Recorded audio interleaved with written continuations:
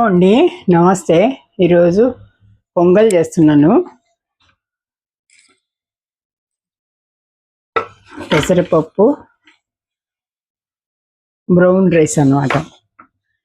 3 గ్లాసుల నీళ్ళు, ఒక గ్లాసుకు 3 గ్లాసుల నీళ్ళు వేసి మెత్త చేసేసాను. ఇప్పుడు తాళింపు పెట్టుకోవాలి.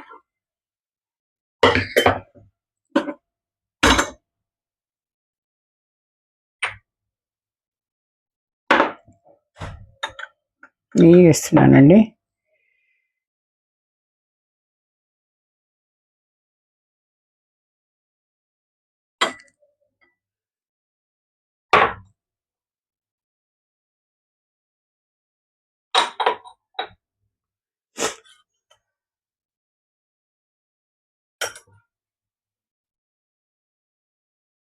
ఇవ్వండి, మెత్త చేసేసాను. ఇది ఇప్పుడు తాళింపు వేస్తున్నాను.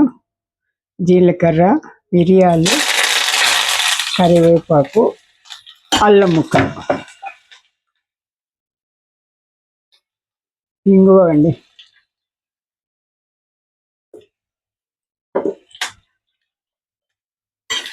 జీడిపప్పు వేయాలి, లేదండి నా దగ్గర ప్రస్తుతము, అందుకని ఇదే వేస్తున్నానండి.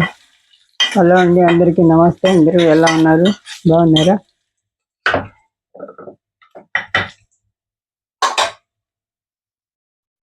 పచ్చిమిరపకాయలు కూడా వేస్తున్నానండి. ఇది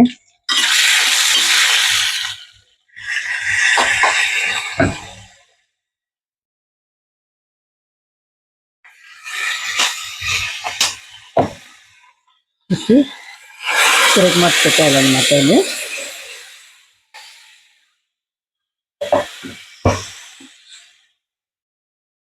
ఇదిగోండి, అయిపోయింది. తాళింపు వేసిస్తున్నాను, అయిపోయింది అనమాట. కొంచెం నెయ్యి వేసుకుంటే దీనికి ఎక్కువగానే నెయ్యి పడుతుందండి. కొద్దిగా వేసుకుంటేనే బాగుంటుంది.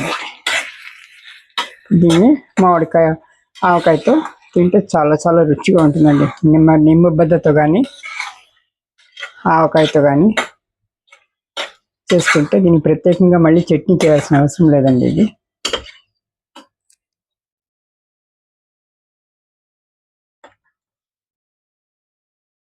నెయ్యి వేసుకోవాలండి. దీనికి కొంచెం బాగానే నెయ్యి పడుతుంది. వేసుకుంటేనే బాగా రుచిగా ఉంటుంది. ఇది బ్రౌన్ రైస్తో చేస్తున్నానండి. ఇది వైట్ రైస్ కాదు.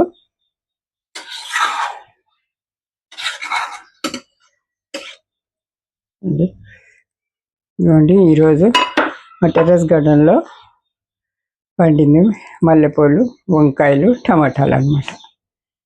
థ్యాంక్ యూ ఫర్ వాచింగ్ అండి. ఛానల్ని లైక్ చేయండి, సబ్స్క్రైబ్ చేసుకోండి, షేర్ చేయండి, వీలైతే కామెంట్ చేయండి. ఎలా ఉందో చూసి మీకు బాగుంది అనిపిస్తే కామెంట్ చేయండి. Thank you for watching. ఈరోజు బ్రేక్ఫాస్ట్ అన్నమాట. థ్యాంక్ యూ అండి.